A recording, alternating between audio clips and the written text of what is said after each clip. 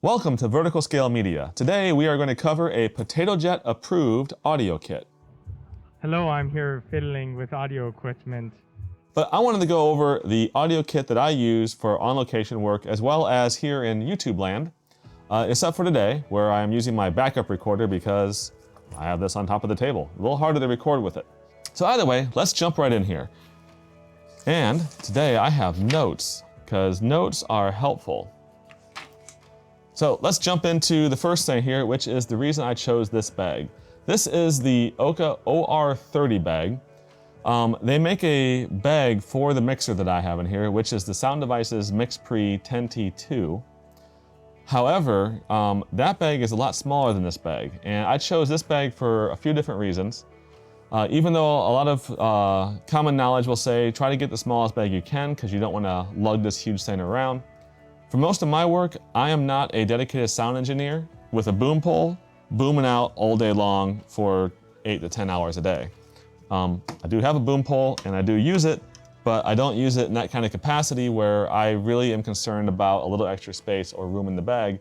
I wanted the versatility to be able to pack in different lav transceivers, different kits and pieces that I might need for microphones or other attachment pieces, and have it all in one spot. Because a lot of times this bag will sit on the floor, sit on a table somewhere. It's seldom on me. But let's jump into that part real quick, which brings me to the strap here. Now you can see this strap is quite substantial. It is very thick, very wide, and it works really well temporarily. It's around the back of the neck like this. Where it's most comfortable though is when it is around the shoulder as a messenger bag style and hangs off your side.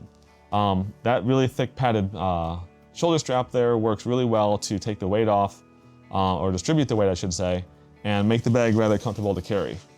Now in those rare instances where I actually am a dedicated sound guy all day, Orca makes a harness system. The harness system, and there's other reviews out there too, so I'm not going to deep dive into that one, but the harness system works very much like a backpacking backpack would, where you have a hip belt that is where the majority of the weight will stay, is sit on the hips. And then you have shoulder straps just to kind of bring everything in and hug it close to your body. But that takes a lot of the weight off your back, takes a lot of strain off, plus it puts the bag right here. So all your controls are easy to reach, they're easy to see, you don't have to try to stretch to get to anything or move things around because things are bouncing when you walk. It's a very nice suspension system, and it really makes it very comfortable to walk around with the bag all day. The attachment points for either the harness or the shoulder strap are nylon loops, but they're reinforced loops with plastic on top of them as well. They even help add some more durability to it. On the bottom down here on the back, there are metal D-loops that go for the harness system as well. So the bag is very sturdy in the way it is put together and is meant to carry your equipment. I should also mention too that a lot of professional sound bags are aluminum framed bags, or not soft bags. So this is a padded aluminum chassis that allows access into multiple areas of this bag. Just for reference here, we'll tear into this side. So on this side here is where on my mixer I have channels 1 through 4 available. So we have a quick access pad, and this is where you would typically bring out your cables, which I already have a pre-wired cable for a boom. And you would zip this back up and just have that cable hang out of the zipper. That way you don't have things falling in here, possibly catching on things, getting dirt in here if you're in inclement weather, getting some rain or spray into this. So you can take your wires and you can run them out here. Now, as you can see, there's one here, there's also another one here. So this is a 4-way zipper. There's 4 actual zips on this. So you can bring cables out multiple directions and try to minimize the amount of actual opening into your bag that you have. But if we shove this back in, we can get into the full side of the bag. Zip this back up. By unzipping the side of the frame, taking it off the Velcro there, and now we're into the full side of the bag where we have access to all the ports on the mixer, any controls you might have on the mixer, as well as the front part of the bag here too. There's a separator in between. On my configuration, this is where my wireless receivers are, as well as my battery supply. But as you can see here, I have my boom pre-wired in the 1, I have my two lav receivers in the 2 and 3. I have a 1/4 inch to 1/8 inch mono, which I use for the Rode Wireless Go, which I'm currently wearing for this video. Then I also have B and C in to my timecode system. Another nice thing about this Orca bag is that, as you can see, you can get into the access the sides here really easily on this side. Same as with this side here as well. Same access for cables and then full panel access. The front and back of the bag are like this as well as the bottom. So this one's a little bit more complicated because there's a big zipper that wraps all the way around this entire pouch. But this panel will flop down. And then the bottom is the same way. If you were using the traditional power supplies for the mixer, you might have to get bottom access to that. So the next thing I want to talk about on the bag here, and the reason that I got the slightly larger Orca bag than is recommended for this mixer, is that a lot of people will buy a high Q battery or that kind of power distribution for a mixing bag. And then they'll use the high Q to high ROSI connectors into their audio mixers or into a distribution block that can power other things in their bag. It's great if you are a full-time sound engineer and you have a plethora of high Q batteries, but high Q batteries are expensive and I don't have a lot of those. Primarily I am doing grip and lighting work. I am running the camera. So the majority of the batteries that I own are V-mount batteries. V-mount I think are incredibly versatile. You have a large selection of sizes you can get for V-mounts.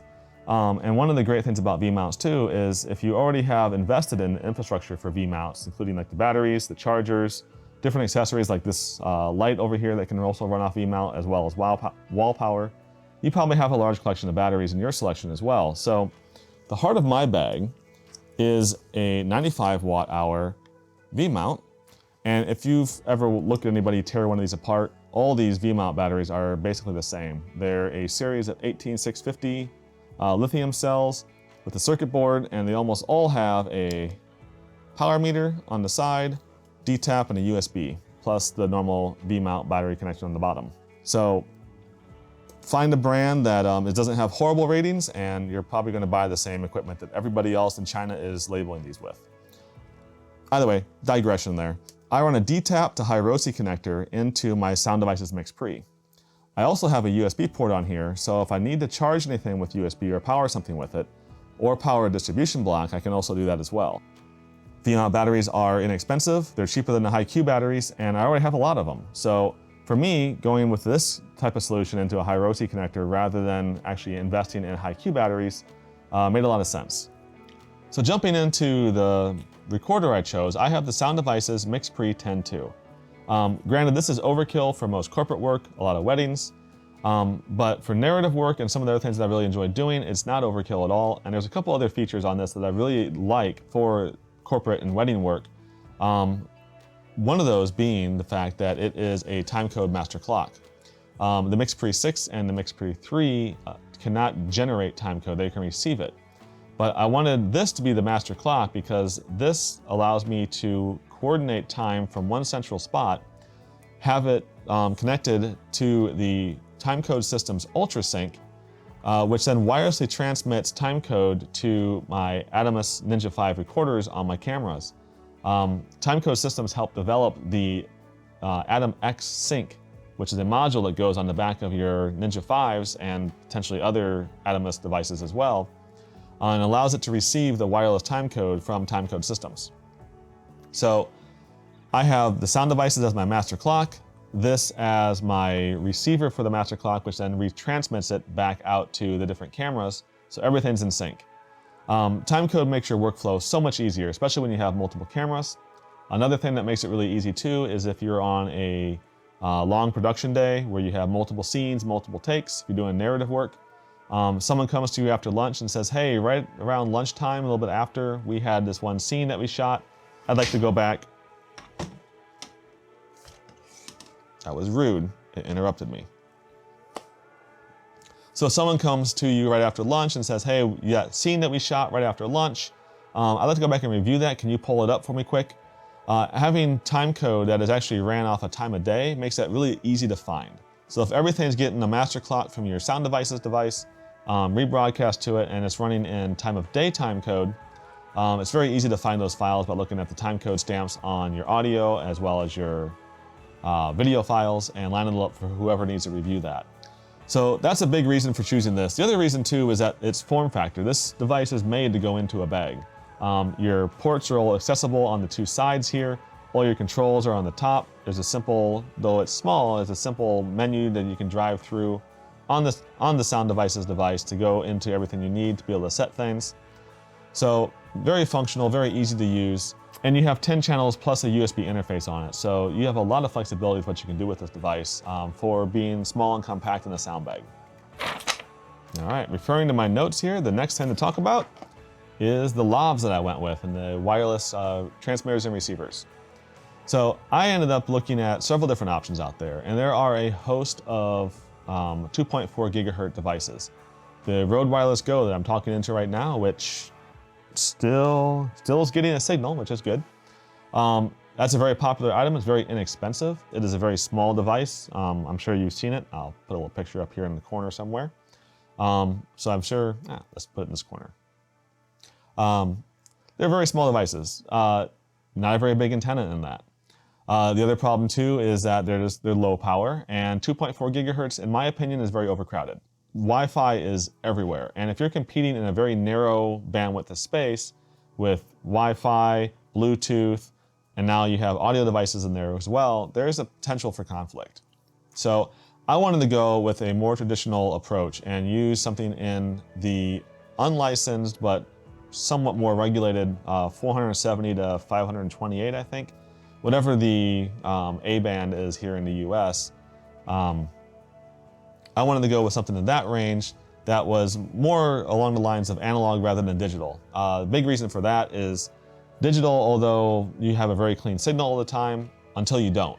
And then you just have no signal. Where with analog, if you have any kind of interference or a range problem, you start to have a little bit of static and other types of interference that happens to it, but you can usually recover some of your audio. So it really depends on what you're shooting. Documentary work, any kind of run and gun interviews, sometimes scratchy audio, although it's annoying, is salvageable. But any kind of other work though, where your audio just stops working, that's a problem. And I've talked way too much about 2.4 gigahertz problems. I chose the Sennheiser G4 system. The G4 is a simple system that runs off AA's. There's some automatic features in here that can go through, and when you get on location, you have it auto scan to make sure that you're going to choose a frequency that's not in use. They have locking connectors for their output, and all around pretty rugged, pretty simple devices to use. They're not the tiniest, but they're also not as big as some of the other prosumer devices out there. One of the big reasons I went with the Sennheiser was that the G3 from them, the previous iteration, had a long track record of successful commercial usage, very rugged and reliable. The other reason is that they're about half the cost of the Electrosonics. Now, Electrosonics are also about half the size, so it's a give or take.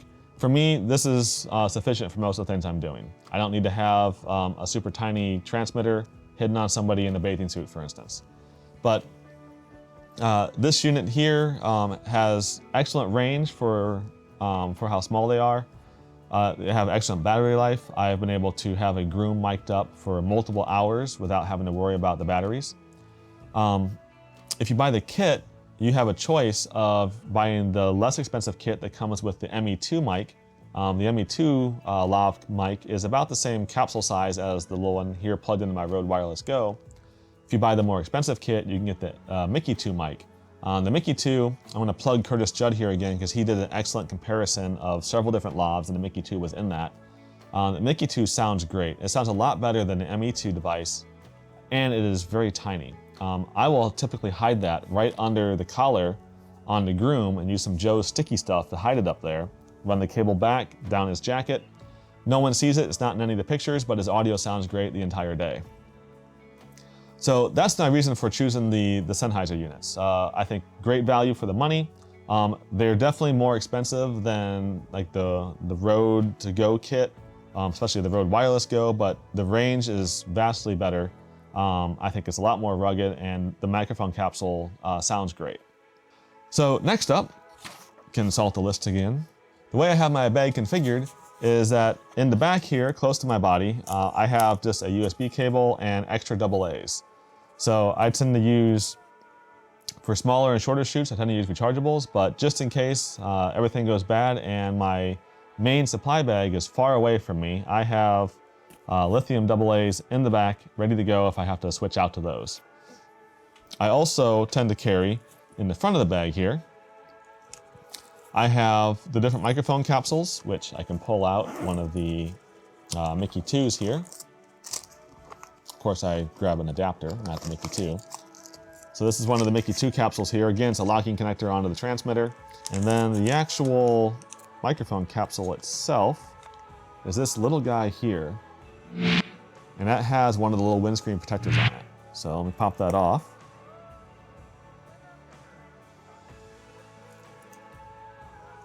So that there is the actual size of that capsule. But in the bag, I'll carry several different lav mics, different clips, maybe some windscreen foamies in here, as well as some extra audio cables that I might need for adapters. And I also tend to have my Rode Wireless Go's in there just as a quick and dirty option to throw on somebody and record them for audio, especially if I'm going to be right there with them with the camera and it's not going to be something far away like a wedding where they're going down a processional, or they're far away from me where I have to worry about dropouts or 2.4 gigahertz interference. Last, I also have my headphones right here. I have this girth hitched right onto one of the loops, and it's plugged into the mixpre all the time. So I can pop this out, listen to my audio. The microphone, or the headphones that I use are a pair of Sony's. They are the MDR 7506 Professionals. What I like about these, and if you have to use headphones for any length of time, they are over the ear. So rather than being something that sits on the ear and pushes against your cartilage on your ear the entire time, this goes over it and it's a lot more comfortable to wear. They also do a fairly good job of blocking out ambient sound, so you can really hear what's going on with the mixer if you need to control levels individually for different channels and just make sure that everything overall sounds good. So that always lives on the bag, never comes off of there, so I always have it with me, never have to worry about forgetting that somewhere. And then the last thing to talk about on the bag here is that if you happen to be Potato Jet, you may want to tell it all of your secrets. Speak about all my deep dark secrets about deep dark secret stuff. So thank you for watching another Vertical Scale Media video. If you found this useful or just want to help support the channel, like and subscribe please, I really appreciate that. Helps the YouTube algorithm to know that people are actually benefiting from the content I produce. If you have any questions, let me know below. I'll try my best to answer them. But please do check out Curtis Judd's channel out there, excellent resource. And then I hopefully will do a follow-up to this video talking about some of the on-site work, including the boom pole, why I chose the one I did, as well as my larger audio bag of all the other goodies that I use when I have to go on site and mic people up. So until then, have a great day, and thanks again for watching. And always supervise a Potato Jet whenever he's playing with your audio equipment. Are my audio levels okay? Oh, did it peak a little bit? I don't know. This is handy, huh? There's probably lots of reasons to supervise a Potato Jet.